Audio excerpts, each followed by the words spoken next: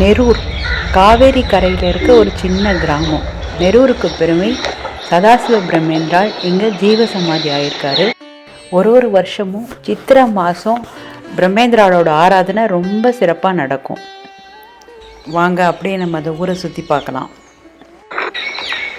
அங்கே தெருக்கள் பாருங்கள், 2 பக்கமும் வீடு, நடுவில் ஒரு நீரோடை ஓடுறது, மரங்கள்லாம் எல்லாம் உயர பெரிய பெரிய மரங்கள்.